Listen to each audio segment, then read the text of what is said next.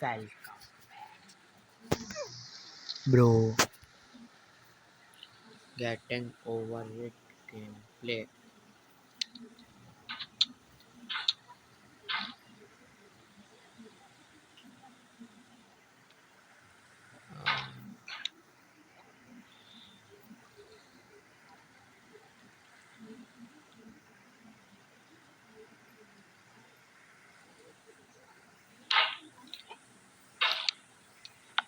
There's no feeling more intense than starting over.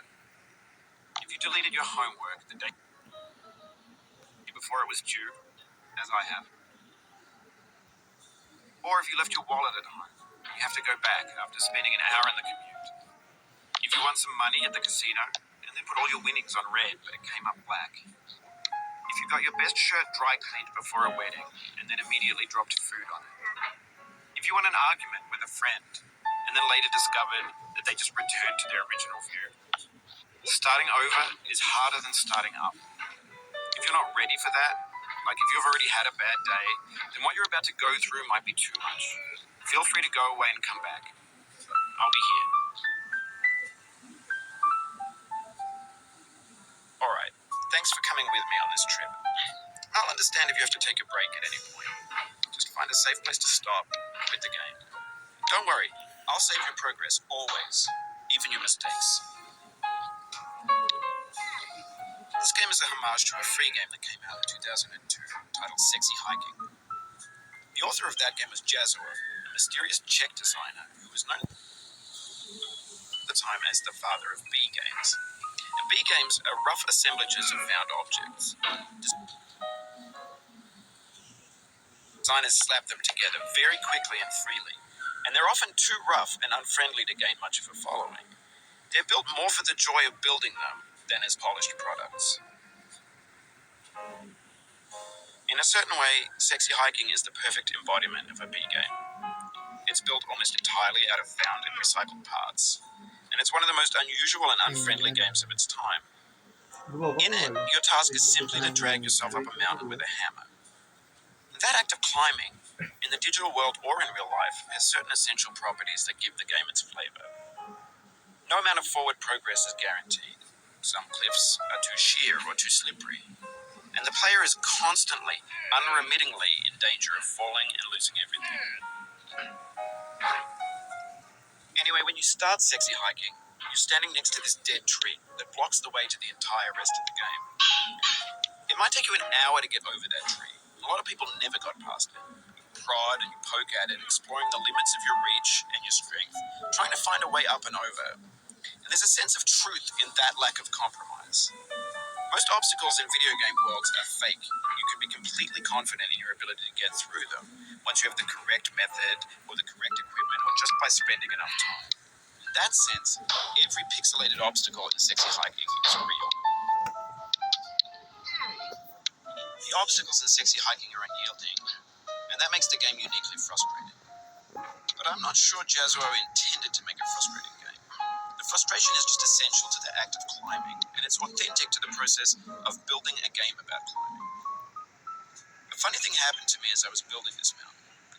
I'd have an idea for a new obstacle, and I'd build it, test it, and it would usually turn out to be unreasonably hard. But I couldn't bring myself to make it easier. It already felt like my inability to get past the new obstacle was my fault as a player rather than as a builder.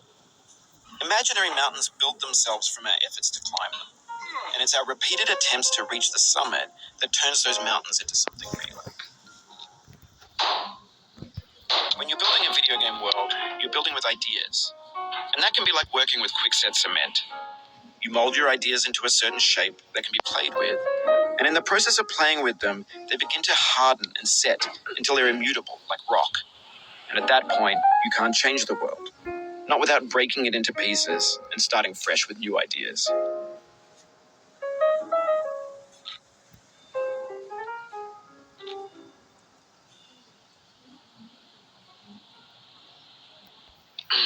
For years now, people have been predicting that games would soon be made out of prefabricated objects, bought in a store and assembled into a world.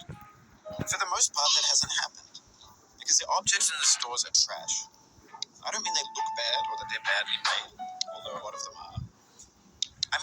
trash in the way that food becomes trash as soon as you put it in the sink. Things are made to be consumed and used in a certain context. And once the moment is gone, they transform into garbage. In the context of technology, those moments pass by in seconds. Over time, we've poured more and more refuse into this vast digital landfill that we call the internet. It now vastly outnumbers and outweighs the things that are fresh and untainted and unused. When everything around us is cultural trash, trash becomes the new medium, the lingua franca of the digital age. You can build culture out of trash, but only trash culture. Be games, be movies, be music, be philosophy. Maybe this is what digital culture is. A monstrous mountain of trash, the ash heap of creativity's fountain. A landfill with everything we ever thought of in it. Grand, infinite, and unsorted. There's 3D models of breakfast, Gen X's fanfic novels, Scan magazines, green screen Shia LaBeouf, banned stuff scenes on LiveLeak. Facebook's got lifelike bots with unbranded adverts and candid shots of Kanye and Taylor Swift mashups, car crash epic failed gifs, Russian dashcam vids, discussions of McRibs, discarded, forgotten, unrecycled, muddled, rotten, untitled. Everything's fresh for about 6 seconds, until some newer thing beckons, and we hit refresh. And there's years of persevering disappearing into the pile, out of style, out of sight. In this context, it's tempting to make friendly content that's gentle, that lets you churn through it but not earn it. Why make something demanding if it just gets piled up in the landfill, filed in with the bland things?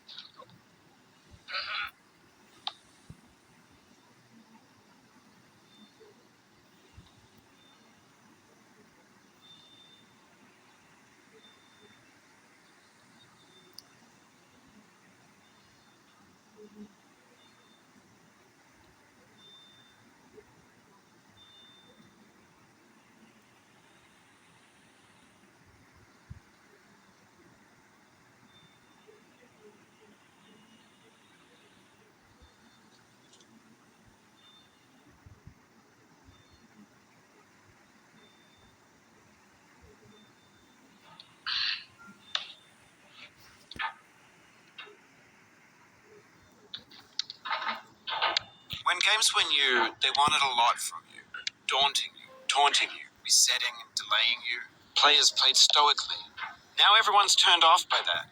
They want to burn through it quickly. A quick fix for the fickle, some tricks for the clicks of the feckless. But that's not you, you're an acrobat. You could swallow a baseball bat.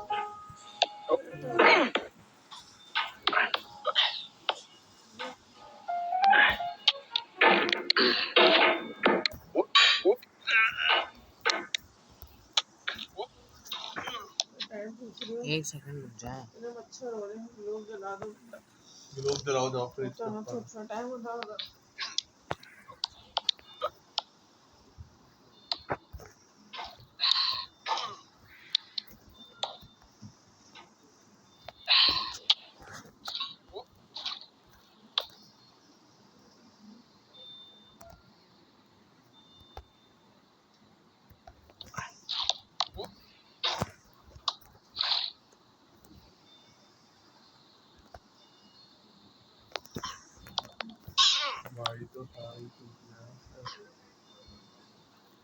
Now I know, most likely you're watching this on YouTube or Twitch, while some dude with 10 million views does it for you. Like a baby bird being fed chewed up food. That's culture too. Oh, you just lost a lot of progress.